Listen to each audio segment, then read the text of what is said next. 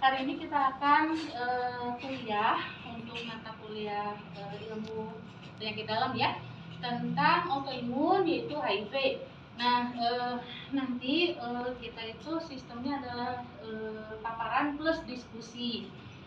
Dimohon keaktifan dari semuanya, satu kelompok bisa diwakili nanti oleh 1 atau 2 orang. Nanti boleh mengajukan pertanyaan. Nanti pertanyaannya sifatnya bukan langsung dijawab oleh saya, tapi merupakan diskusi bersama, gitu ya. Lalu ini akan direkam dari awal sampai akhirnya, sehingga diminta keaktifannya, dan nanti rekamannya akan diupload di YouTube. Nanti materinya akan ada juga di YouTube, gitu ya. Baik. Perkuliahan kita tentang yang disebut dengan PMTCT, Prevention of Mother to Child Transmission, atau dalam bahasa Indonesia adalah pencegahan penularan dari ibu ke bayi, begitu ya. Jadi ini adalah suatu topik yang lebih mengkerucut ya. Oke, saya mungkin dari sebelah sini apa kebaca gitu ya, terlalu ke bawah ini ya. Terus latarnya kurang putih ya, ada yang daerah yang nggak apa-apa lah. Oke, mungkin bisa baca ya. Orang dewasa dan anak-anak itu sudah banyak yang terpapar HIV/AIDS di seluruh dunia.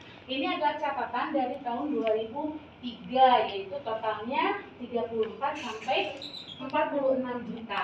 Yang kita lihat di sebelah kanan ada kata-kata Indonesia, itu ada 90.000 sampai 130.000 kasus.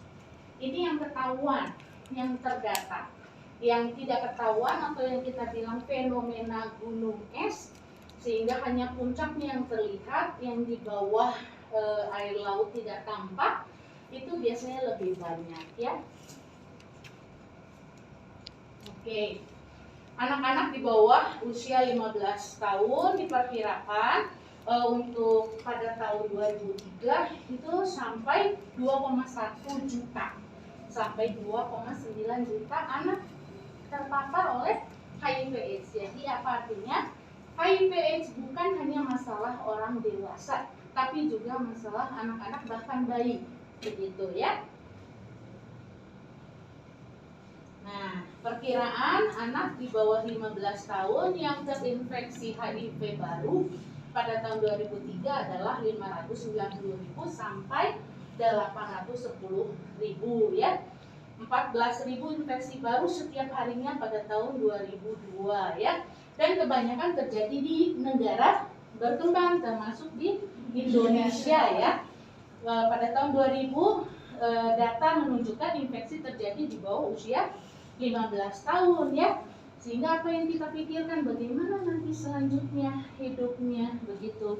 Sehingga kita akan berpikir penyakit-penyakit penyerta lainnya yang bisa terjadi akibat HIV/AIDS tersebut. Dan 600.000 anak di bawah 15 tahun meninggal dunia ya. Jadi itu adalah angka kesakitan, angka kematian ya akibat HIV/AIDS ini ya. Jadi ada yang disebut tantangan PMTCT di Asia ya, negara kita Indonesia. Perkiraan 3.000 bayi lahir HIV positif per tahunnya. Banyak ya, itu angka yang banyak. Oke, ini perkiraan global. ODHA itu orang dengan HIV/AIDS, ODA namanya ya. ODHA disingkat ya.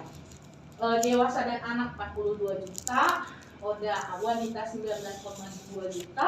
Nah, ini kita di ranah kebidanan, ODA wanita yang hamil 2,5 juta, penularan ibu ke bayi 800.000, ODA anak kurang dari 15 tahun 3,2 juta.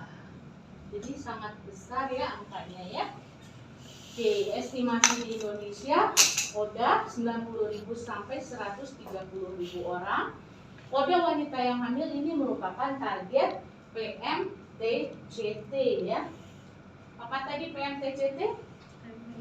Prevention of mother to child transmission ya. Oke, ini kita bisa lewat. Nah, oke. Mengapa kita melakukan yang disebut PMTCT? Mungkin ada yang mau bantu. Ini bisa diperbesar. Ada yang bisa bantu baca? Mungkin salah satu boleh berdiri di sini baca. Mungkin kalau berdiri lebih terbaca. Mangga, ini bahasa Indonesia ya? Bukan Inggris. Silakan. Mungkin ini yang di paling ujung boleh langsung berdiri. Berdiri agak dekat ke sini. Nah, baca yang keras ya. Mengapa perlu dilakukan PMTCT? Mangga. Jadi mengapa perlu dilakukan PMTCT? Yaitu infeksi HIV dari ibu ke anak mengganggu kesehatan anak. Yang kedua, mencegah wanita mendapat infeksi HIV selama kehamilan dan periode postpartum. Yang ketiga, penularan dapat ditekan sampai 50% melalui intervensi visible affordable. Dan yang terakhir, memungkinkan dilakukannya pencegahan primer kepada pasangan. Jadi perawatan dan pengobatan keluarga. Oke, terima kasih ya. Jadi itu mengapa PMTCT perlu dilakukan. Nah, ini pentingnya PMTCT. Mangga satu mungkin dari sini yang paling ujung silakan. Maju di paling depan silakan. Ya, baca yang keras.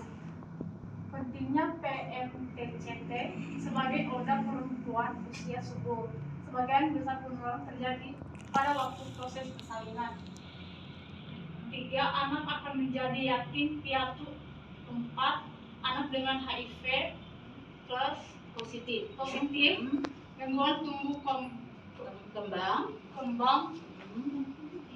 stigma sosial bagi anak dengan HIV. Terakhir, mengurangi jumlah bayi yang mati karena infeksi HIV atau penyebab lain. Oke, terima kasih ya. Oke, dari 2 slide tadi kita kembali lagi ke slide yang sebelumnya ya, mengapa PMTCT ya. Jadi yang tadi ya, angka-angka yang berapa ratus ribu, berapa juta, berapa puluh ribu tadi menunjukkan urgensi bahwa ini adalah sesuatu yang serius. Kita harus segera mencegah supaya jangan sampai terjadi penularan HIV dari ibu ke calon bayi ya.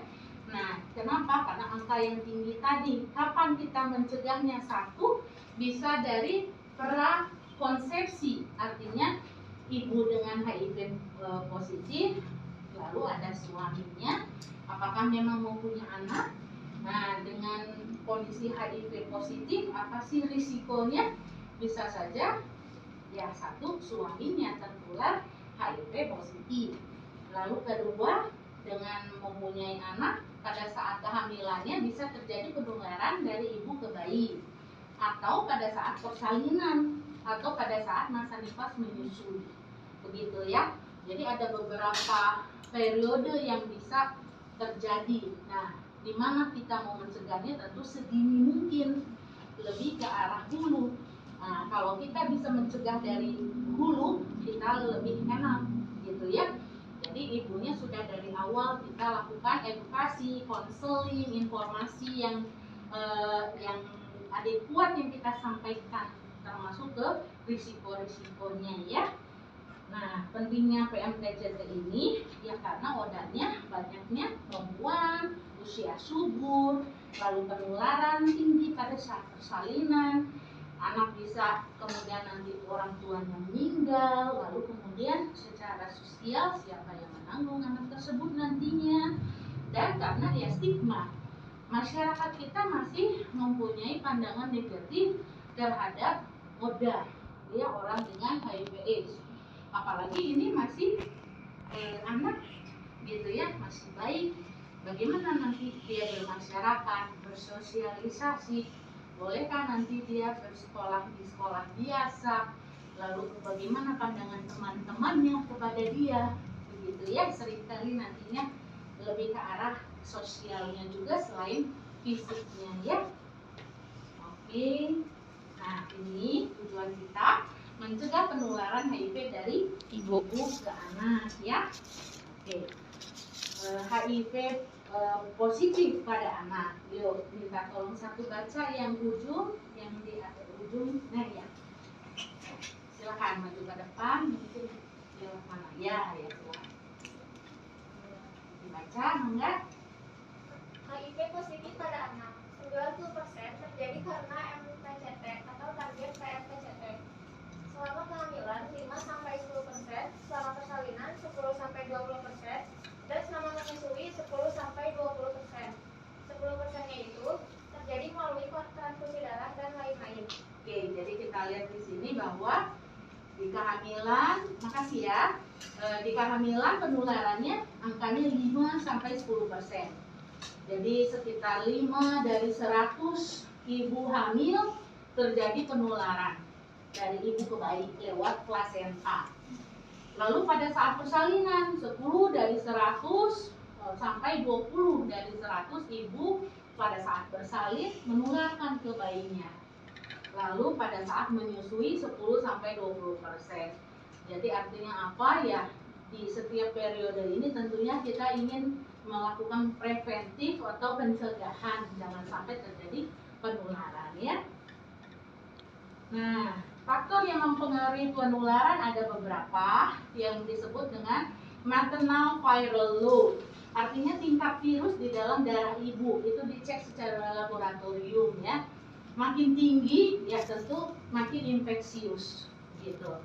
Kesehatan ibunya sendiri, adakah faktor-faktor lain misalnya penderita TBC, penderita diabetes mellitus, itu akan lebih meningkatkan kondisi penyakitnya ya. Proses persalinan itu sendiri juga mempengaruhi penularan dan menyusui ya. Oke, viral load. Ini faktor terpenting ya, dan ini adalah yang harus kita langsung deteksi pada saat kita mencurigai seseorang itu apakah dia HIV/AIDS. Kita akan cek laboratoriumnya ya, viral load-nya berapa. Nah, di sini kita lihat ada infeksi HIV/AIDS. Jadi semakin lama minggu, tahun, nah tadinya hanya HIV, human immunodeficiency viral, lalu menjadi acquired immunodeficiency syndrome gitu. Jadi awalnya hanya HIV terdeteksi di darah. Kalau sindrom itu kumpulan gejala. Jadi artinya setelah berapa lama, berapa tahun, barulah dia kemudian bergejala AIDS-nya ya. Terjadilah penurunan kondisi tubuh, gampang kena jamur, gampang kena infeksi TBC, ya kayak gitu ya. Jadi tidak hanya HIV sendiri ya.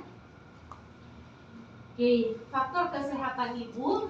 Nah, plasenta dan air ketuban terinfeksi, terjadi malnutrisi, mempunyai STD itu apa? Sexual transmitted disease, infeksi menular seksual ya, IMS atau PMS, penyakit menular seksual ya.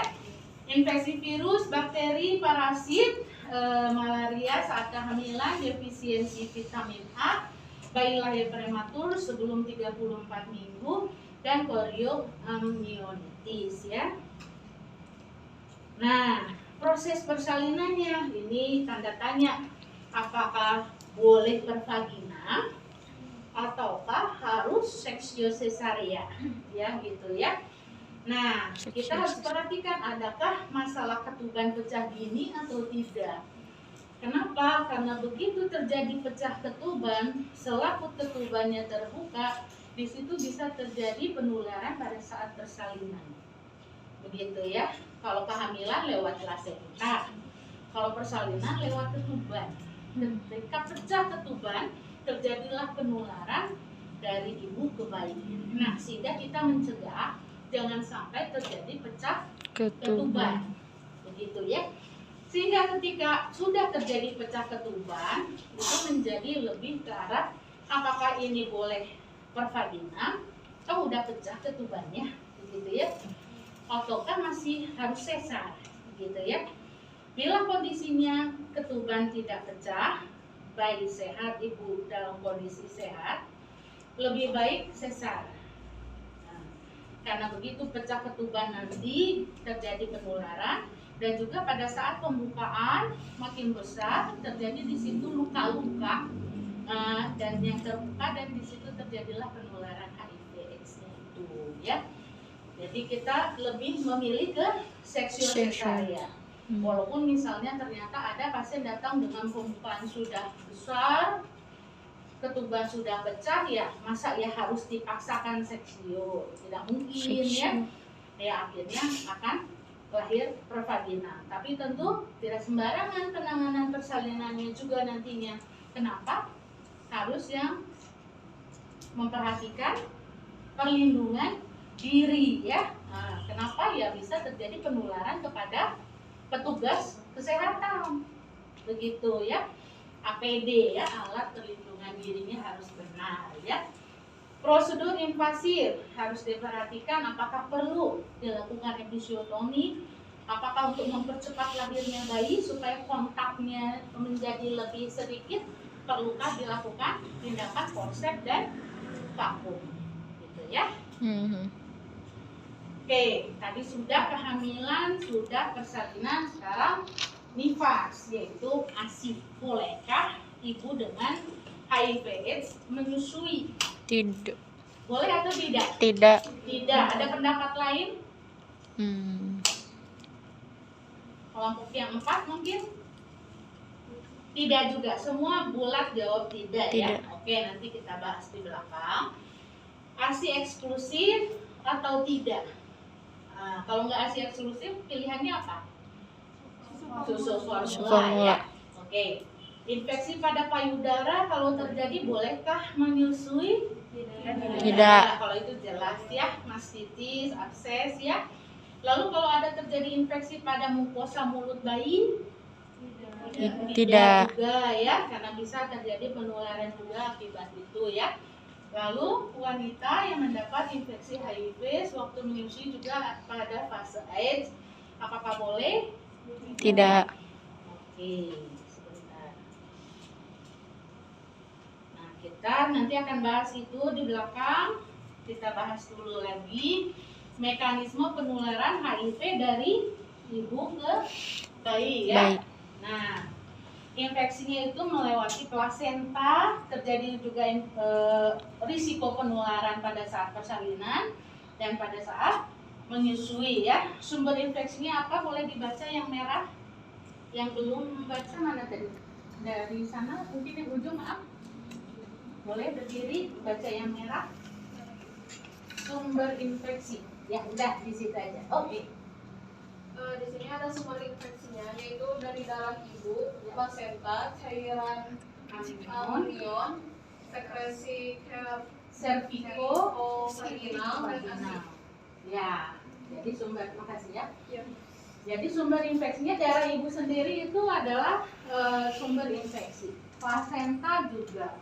Lalu cairan amnion yang tadi itu ya, pecah ketuban. Nah, terjadi juga pembukaan serviks. Nah, itu ada yang namanya lendir-lendir serviks keluar, sekresi cervico-vaginal. Nah, itu juga infeksius. Lalu nanti pada saat masa nifas menyusui, itu infeksi juga ya.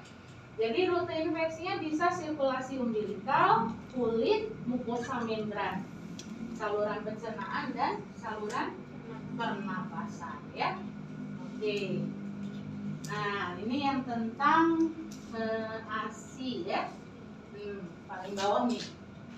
Nah, kalau tanpa ASI 20-25%, dengan ASI sampai 6 bulan 25-30%, dengan ASI sampai 2 tahun ya, 18-24 bulan 30-35%. Artinya apa? Kalau tidak ASI 20%, bisa saja risiko penularan. Kalau dengan ASI dikasih eksklusif sampai 6 bulan, 25-30%. Meningkat tapi tidak terlalu banyak dibandingkan yang tanpa ASI. Kalau yang ASINya lebih lama lagi sampai 2 tahun meningkat lagi ya 30 sampai 35% ya. Jadi ada sekitar 5% lebih tinggi dibandingkan yang tanpa ASI dan yang 6 bulan ya. Jadi ASI enggak? Enggak. Enggak ya. Nanti kita bahas lagi di bawah.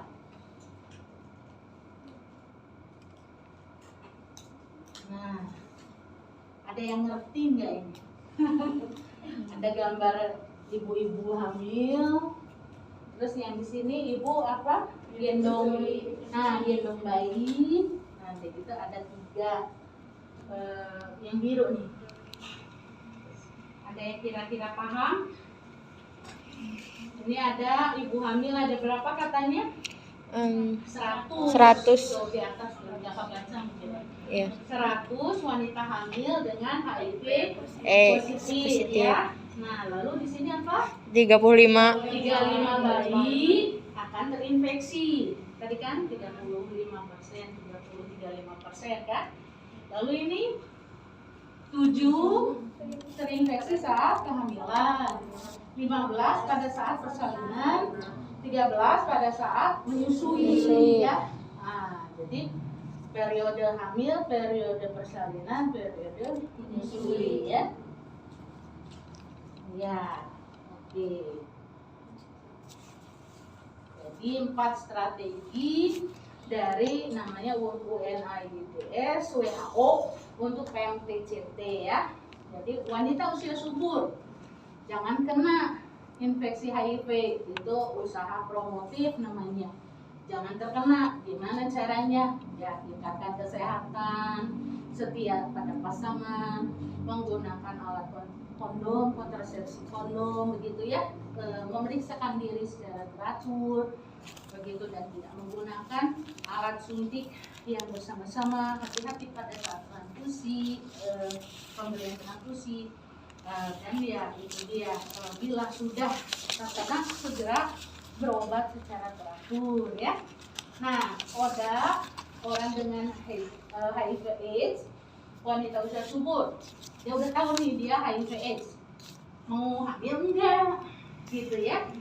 Kalau dia siap hamil, kita yang tadi KIE, komunikasi, informasi, edukasi tentang segala risiko yang bisa terjadi ya. Kalau ternyata tidak mau hamil, tentu gunakanlah alat kontrasepsi yang tepat, gitu ya. Bila misalnya dia memilih kontrasepsinya misalnya suntik, boleh tidak? KB suntik. Ada yang bilang tidak boleh, yang geleng-geleng di belakang boleh berdiri. Kenapanya?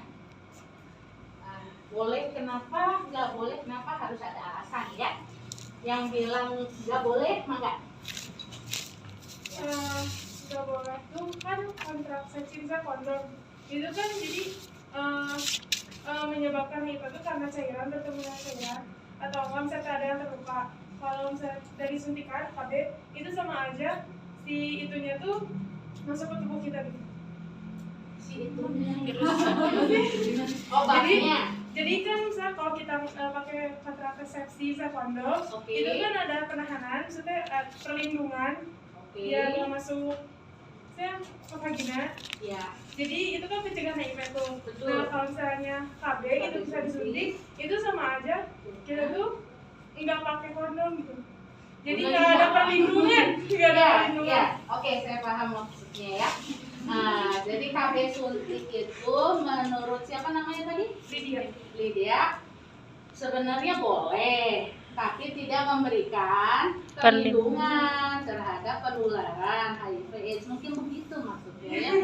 Jadi boleh sebenarnya, tapi tidak memberikan perlindungan. Nah, memang betul. Jadi artinya kalau menggunakan alat KB, misalnya suntik atau pil, silakan, tapi tetap pakai kondom.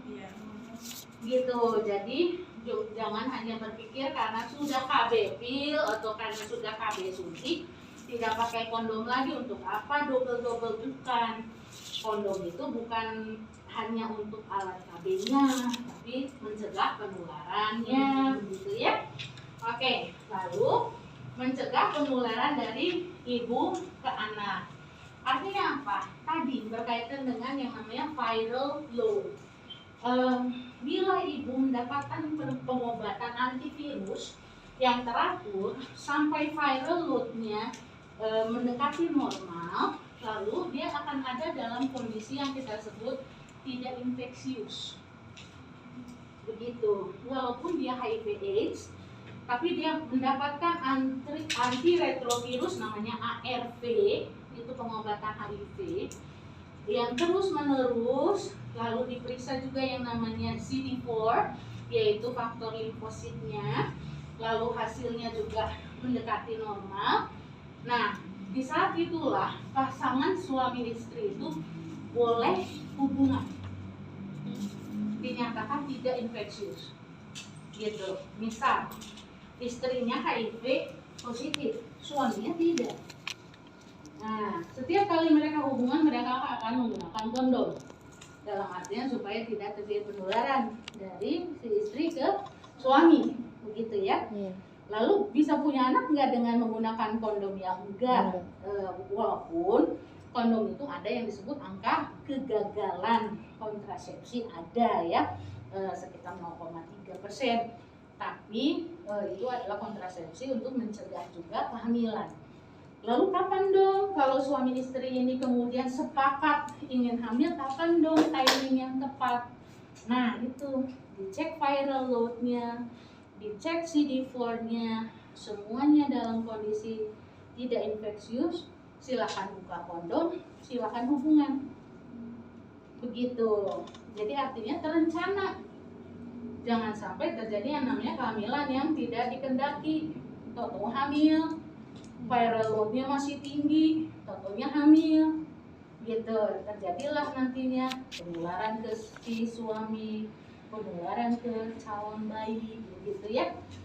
Oke, lalu ODA wanita, anak-anak dan keluarga menyediakan perawatan dan dukungan. Artinya apa?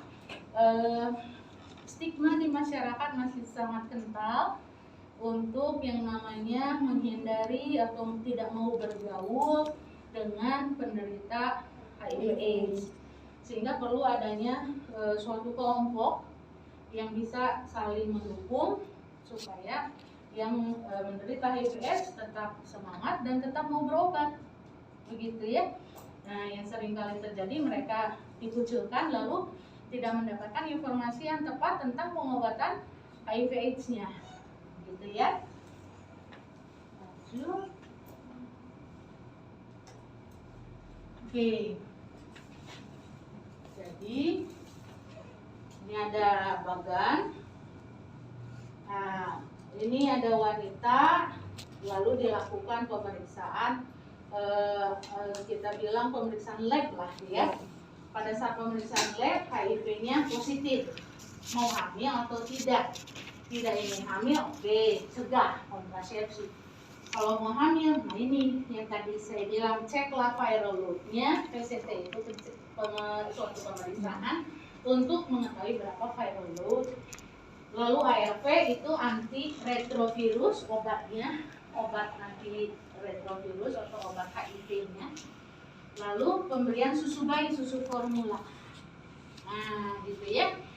Jadi supaya apa? Outcome-nya ya tentu bayi tidak terinfeksi, baik waktu hamil, persalinan maupun atau masa nifas. Oke. Jadi ini ya garis besarnya. Pada saat ANC dilakukan penyembuhan HIV, dilakukan tes HIV di Indonesia sudah merupakan program pemerintah ya. Di puskesmas juga sudah dilakukan, tetapi tidak semua puskesmas bisa. Biasanya puskesmas dengan perawatan yang menyediakannya pemeriksaan HIV, pemeriksaan sifilis, pemeriksaan hepatitis B. 3 pemeriksaan itu sudah rutin dilakukan, gitu ya. Namanya dengan rapid test, mirip pemeriksaannya dengan tes stick, jadi sangat mudah dilakukan hanya ambil darah sedikit, lalu cek pakai stick, lalu dilihat apakah positif atau tidak, reaktif atau tidak, gitu ya. Kalau iya ada masalah, maka lanjutkan ke konseling, lalu konseling pencegahan kehamilan atau konseling pasangan, penyuluhan, lalu juga dukungan masyarakat untuk dukungan psikososial ya. Nah ini ubah perilaku risiko tinggi menjadi risiko rendah. Boleh baca sama-sama. Abstinence. Apa tuh abstinence? Tidak hubungan ya, tidak berhubungan seksual dengan sembarang orang ya. Artinya apa? Ketika dia HIV/AIDS ya tentu tidak hubungan pada saat yang dia viral loadnya tinggi ya. B. Be faithful, setia pada pasangan, jangan berganti-ganti pasangan. C. Gunakan Kondom. D. Drugs, obati bila memang HIV/AIDS, segera berobat. Cek lab, VCT, dan kewaspadaan universal ya. Universal precaution. Anggap bahwa siapapun itu yang datang ke tempat kerja, praktek, rumah sakit, BPM, bisa saja HIV/AIDS. Jadi jangan nggak usah universal precaution, tidak pakai handspoon, periksa, pegang, suntik tidak pakai handspoon, begitu ya. Itu harus selalu diutamakan kewaspadaan universal ya.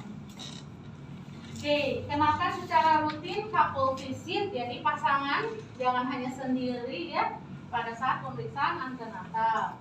Jangan sebut sebagai kunjungan untuk AIDS, ini nanti jadinya stigma ya.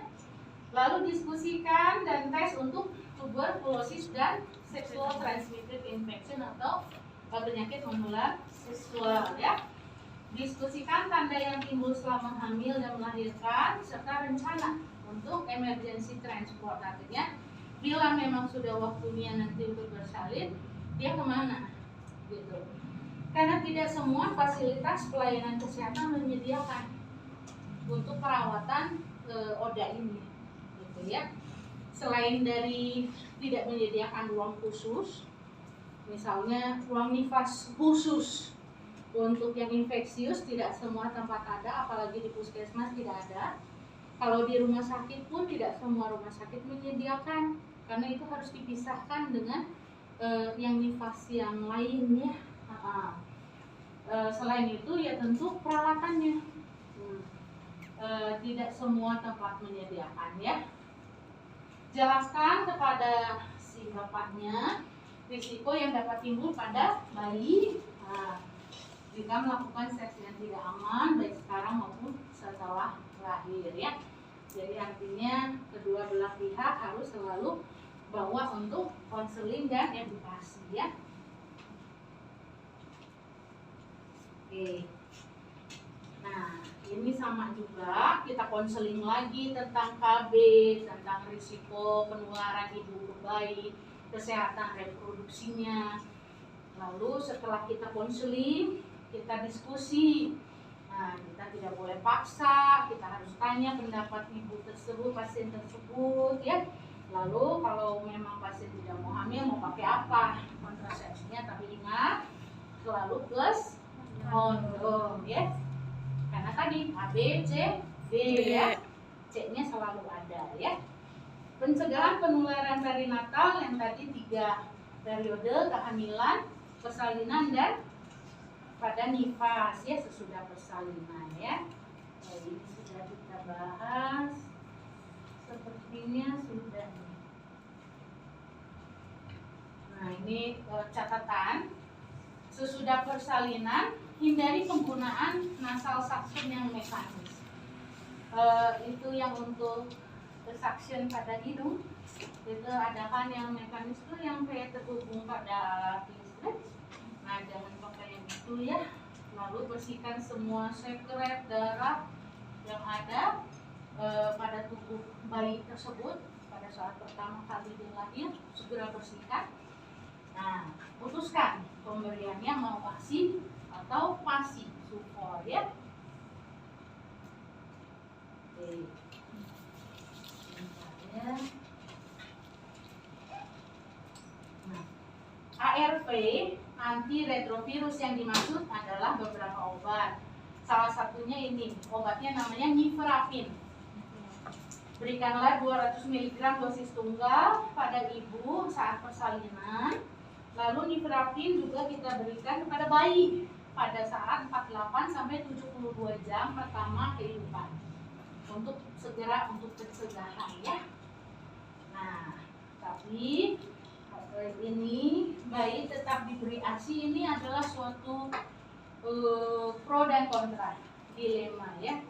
Di negara-negara yang tadi itu visible, affordable, artinya pasti dapat didapat dengan mudah tidak, murah tidak, gitu ya. Jadi dilihat secara ekonominya seperti apa. Di negara Afrika dengan tingkat perekonomian yang rendah, dengan HIV/AIDS yang tinggi, mau cari support dari mana? Gitu ya. Artinya anaknya bisa, kasarnya anaknya bisa mati karena kelaparan, nggak dapat makan, nggak mau kasih ASI misalnya, mau support tapi supportnya susah, mahal, atau akan kena HIV juga dengan ASI, tapi akhirnya bisa terjadi kelainan atau malformasi lain juga, lainnya bisa sakit gitu. Jadi pilihan, dilema. Kalau di negara-negara yang bisa mendapatkan susu formula dengan mudah, terjangkau, harganya kan ya kayak di negara kita ada merek-merek tertentu susu formula harganya bisa dapat di harga-harga 20.000, 30.000. Tapi ada juga merek-merek tertentu 150.000, 200 bahkan 300.000. Nah, yang penting yang 20 sampai 30.000 ini ada nggak, banyak nggak, bisa nggak dibeli? Kalau bisa nggak apa-apa. Gitu. Tapi kalau di tempat tersebut adanya yang 150.000, 200, sedangkan perekonomiannya hanya mampu yang 20.000, ya tidak bisa, dipaksakan harus formula, nggak bisa. Akhirnya ASI lah. Tapi dengan dia tadi, ibunya terus kita berikan obat juga, bayinya juga kita berikan obat ya. Oke. Ya, risiko penularan pada bayi yang diberi ASI 16% lebih besar daripada bayi yang diberikan PASI ya. Tetap ada risiko penularannya. Jadi dia berhak putuskan ibu mau berikan ASI atau mau PASI. Nah, ini ya konselingnya. Jadi terserah ibu itu, kemampuan ibu itu seperti apa. Oke. Ini kan, apakah si ibu mampu beli, gitu kan? Apakah tersedia air bersih untuk membuat susu formulanya, gitu?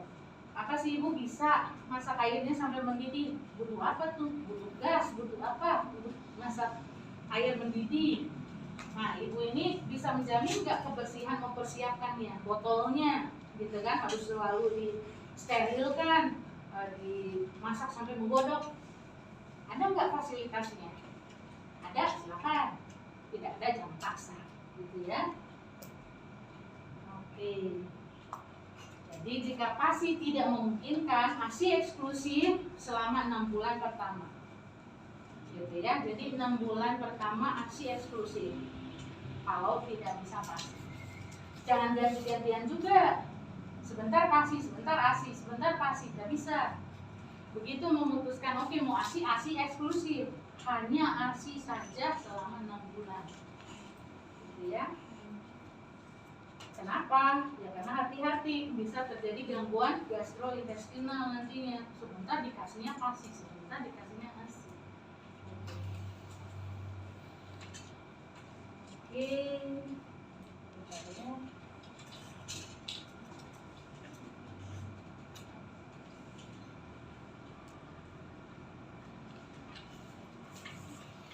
Nah, merek lain selain Niverapin itu namanya Zidofudin. Ini untuk pengenalan ya.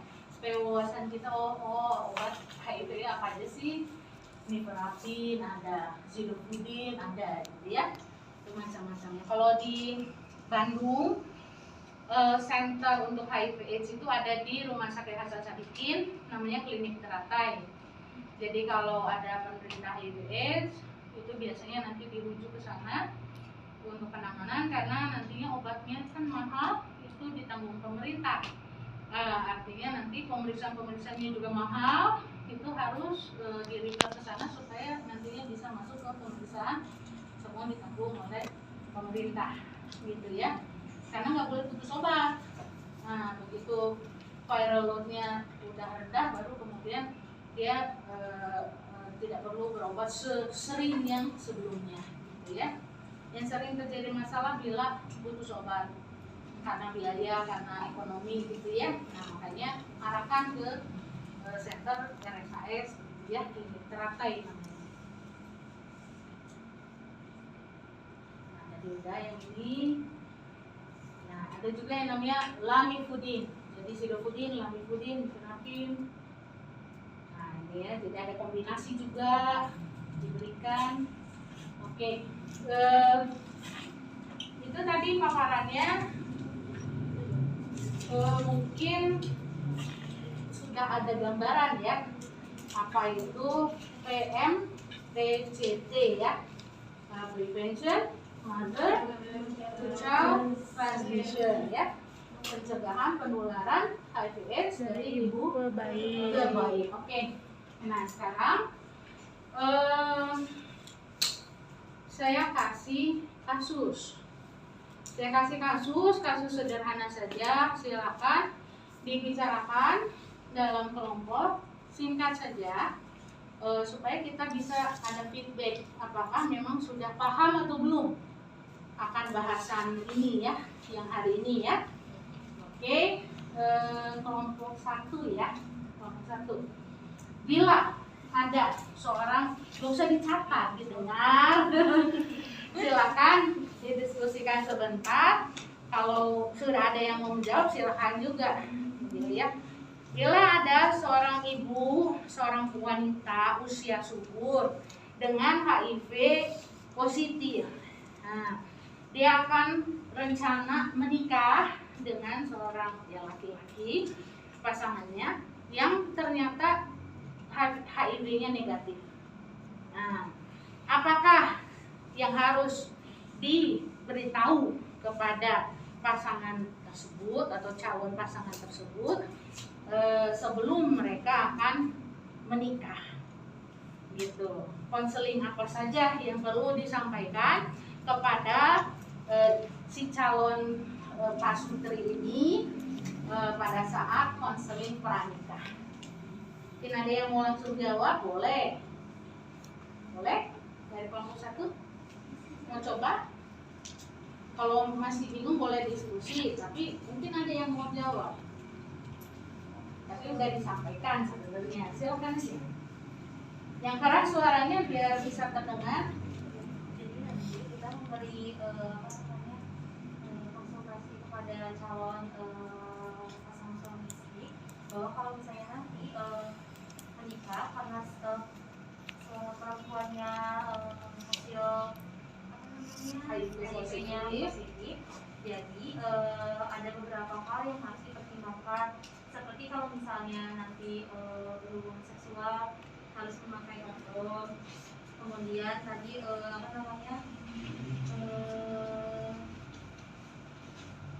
harus setia kan ya, terus tadi kan ada yang Mau hamil atau tidak? ya, hamil atau tidak, terus tadi ada yang kalau misalnya udah menurun Viral load.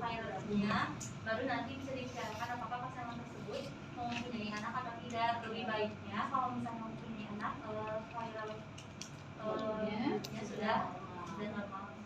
Ya, boleh ya. Tangan semuanya. Kita ke kelompok 2A ini saja.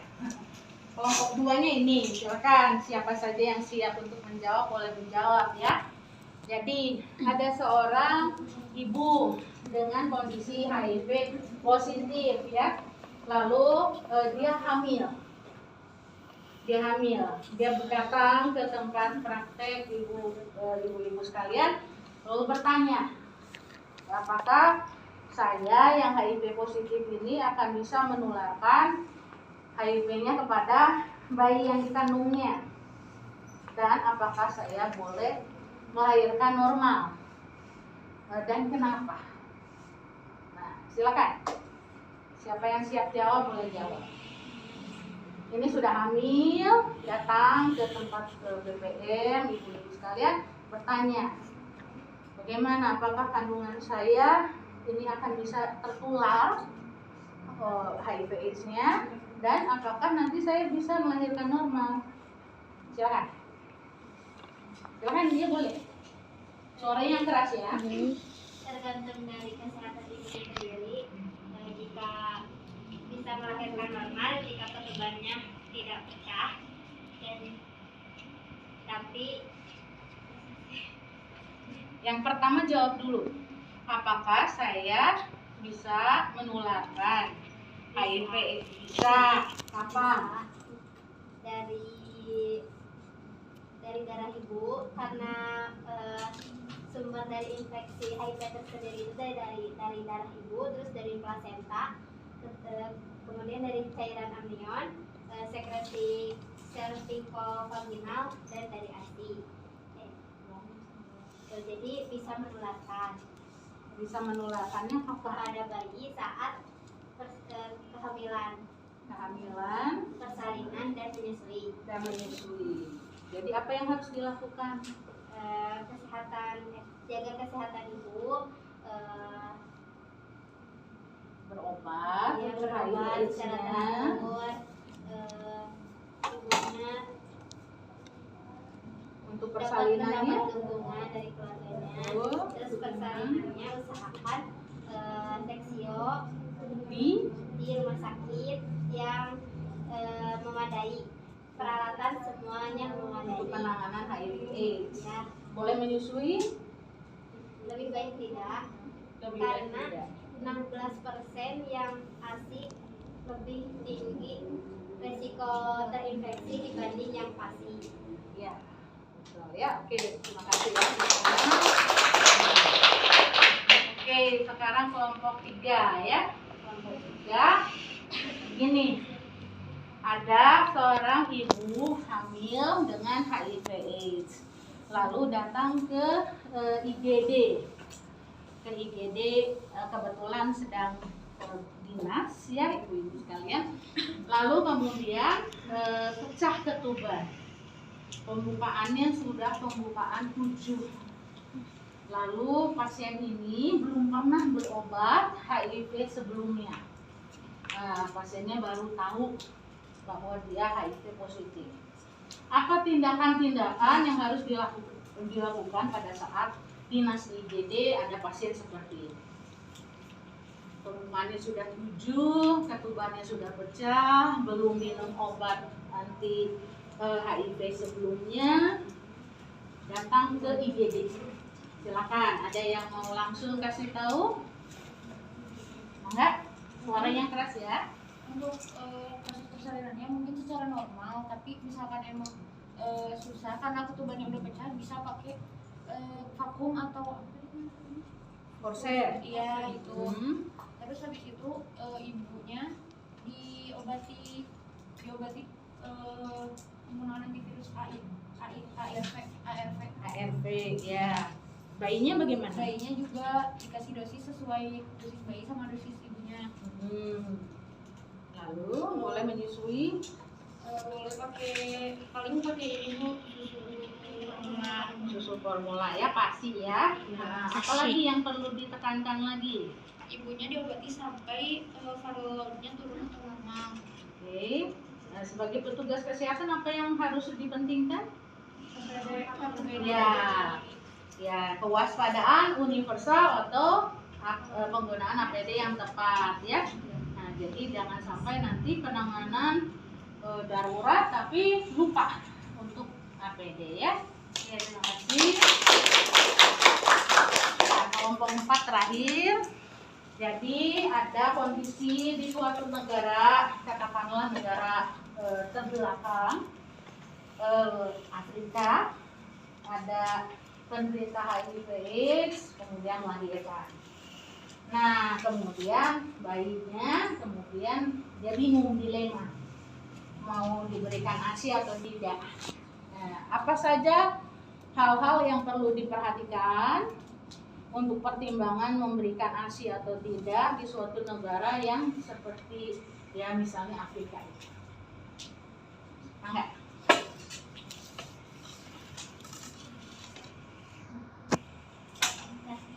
Ya, boleh tulis lagi. Enggak.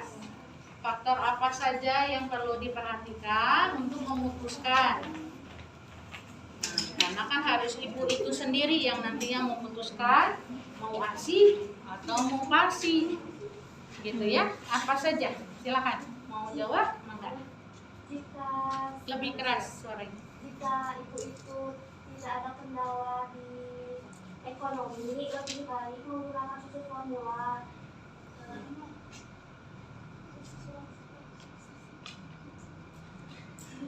Silakan, nggak apa-apa, lanjut aja. Tetapi jika misal ada timbangan-timbangan seperti tidak mampu untuk membeli susu formula, bisa menggunakan ASI eksklusif 6 bulan dengan pertimbangan itu bisa saja tertular Dengan edukasi ya bahwa bisa risiko penularan. Selain mampu beli apa saja? Tadi sudah disampaikan tentang apa? Apakah tersedia ibunya apakah bisa silakan. jika ibunya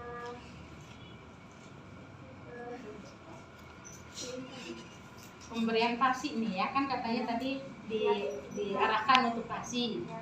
Asal apa? Selain dia bisa beli susu formula, apalagi? ibunya mampu untuk membuat susu formula dengan benar, Ya, menggunakan airnya yang bersih, ya.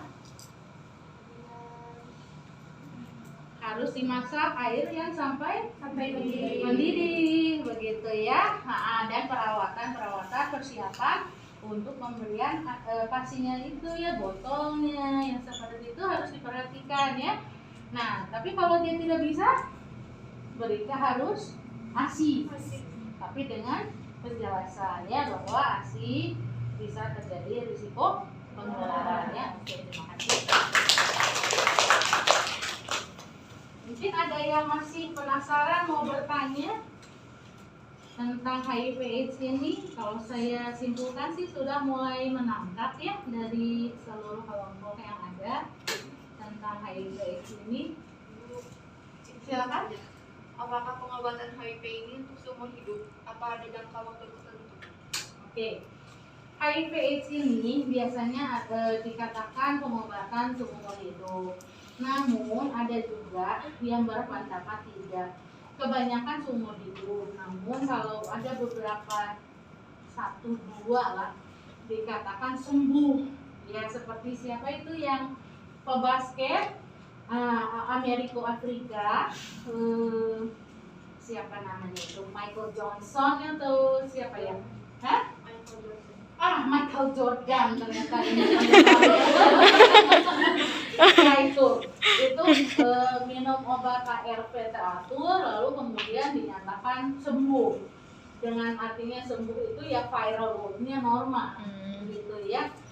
Sehingga kelihatan sih ketika fotonya pada saat sebelum pengobatan dia kurus karena hipermetabolisme ya, lalu loyo karena infeksi tambahan ya, namanya adalah infeksi yang timbul akibat daya tahan tubuh turun ya, infeksi sekunder.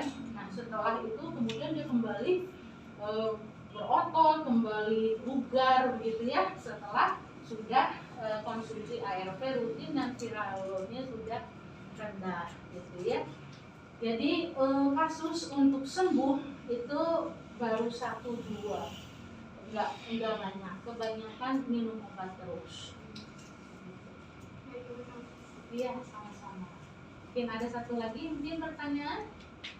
Ada lagi mungkin yang masih ingin tanya? Mangga? Nggak ada? Oh silakan. Ibu, kalau untuk bayi itu tuh kalau yang terkena HIV tuh tesnya tuh melalui apa dan bisa sembuh nggak, cara mengobatinya bagaimana? Ya, terima kasih. Jadi sama, lewat darah tentunya, pengambilan darah, lalu kemudian memeriksa juga yang tadi viral load-nya itu. Kemudian nanti namanya PCT ya, pemeriksaan labnya. Nanti akan ketahuan apakah bayi tersebut terkena atau tidak HIV/AIDS. Tentu diobati dari dia bayi tentunya, karena apa? Ya, imunitas rendah akan menyebabkan banyaknya penyakit penyerta akan ikut ya. Dan namanya opportunist infection ya, infeksi yang aji mumpung gitu ya, karena daya tahan tubuh rendah, sehingga untuk mencegahnya tentu pengobatan teratur gitu ya. Namun memang untuk pengobatannya sampai kapan ya, biasanya sampai seumur hidup gitu ya. Jadi memang kasihan kalau sudah kena ya. Saya pernah di tempat praktek ada seorang bapak dengan istrinya datang kontrol, dia hamil baru sekitar 2 bulan. Datang dia bawa 2 anaknya yang lain. Kemudian setelah periksa ibu hamil 8-9 minggu, kondisi kandungannya baik. Ya untung dia terus terang, karena untuk hal-hal seperti itu belum tentu ya orang mau terus terang. Dia bilang, dokter ini sebenarnya istri saya HIV positif. Saya HIV positif, 2 anak saya ini HIV positif, gitu. Kasihan sekali ya. Dan dia sudah beberapa bulan ini memang tidak ke RSAS karena faktor jauh, faktor tidak sempat, faktor sibuk, sehingga tidak pengobatan, begitu. Ya lalu ya saya arahkan kembali ke sana, ya mudah-mudahan bayinya yang sekarang nggak terkena, gitu ya. Nah, anaknya ibu masih berobat, anaknya ibu masih berobat, tapi ya beberapa 2 bulan 3 bulan ini putus pengobatan karena tidak bisa ke RSAS, begitu ya. Jadi itu kaget juga saya, ada satu keluarga dengan HIV/AIDS seperti itu hal yang ternyata dekat dengan kita, bukan hanya di cerita-cerita tadi, ternyata di lingkungan kita sendiri. Nah gitu, hati-hati makanya ketika kita mau periksa pasien, apalagi hal-hal yang invasif, misalnya suntik, pasang infus, selalu gunakan APD, jangan sampai kita jadi tertular begitu ya akibat itu. Saya juga pernah menjadi asisten operasi seksio sesaria di RSAS HIV/AIDS.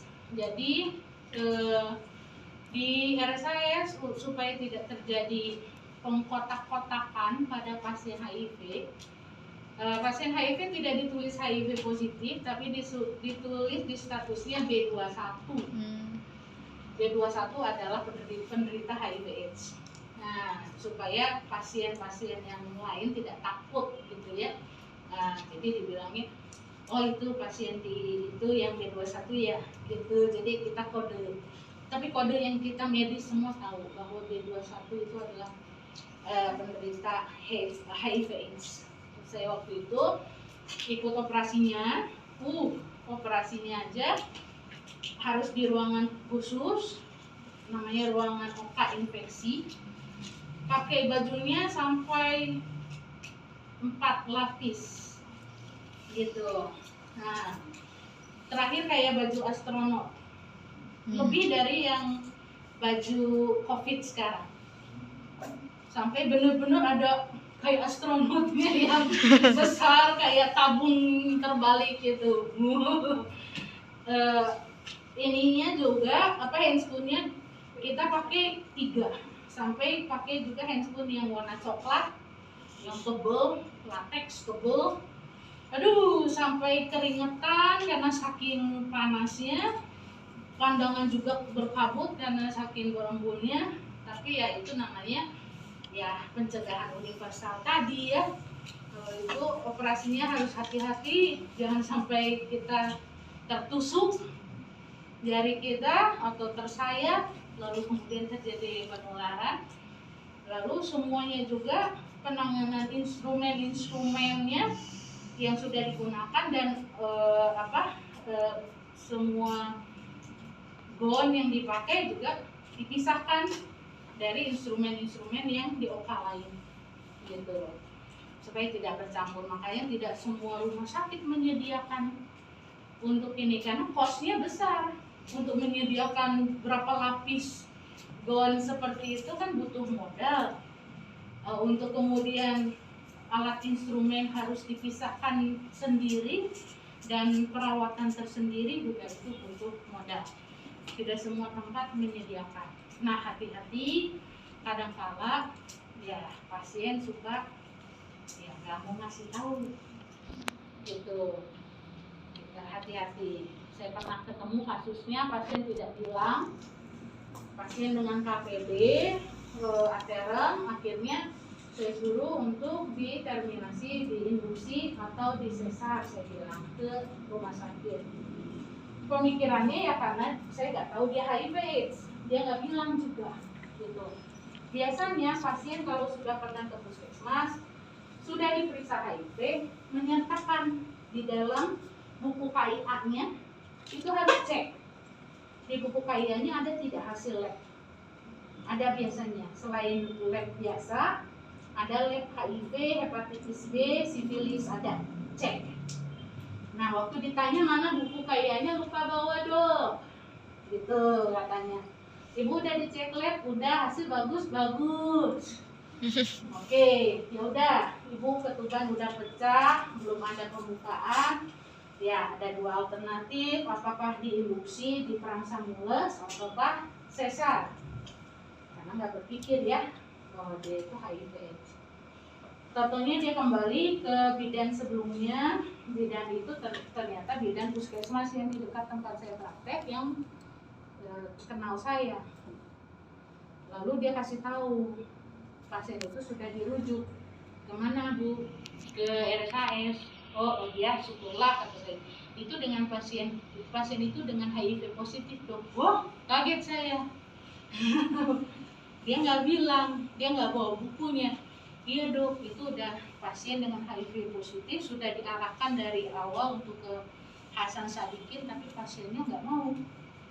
Akhirnya ya karena kondisi udah ketuban pecah, nggak mungkin ditangani di sembarang tempat kan. Akhirnya dia mau ke Hasan Sadikin. Nah itu dia, hati-hati sekali. Dalam pemikiran saya hanya berandai-andai kalau saja dia tadi itu menyetujui untuk induksi dan mau induksi di klinik tempat saya praktek dengan tidak kasih tahu bahwa dia HIV/AIDS. Wah, tidak terbayang oleh saya, gitu kan?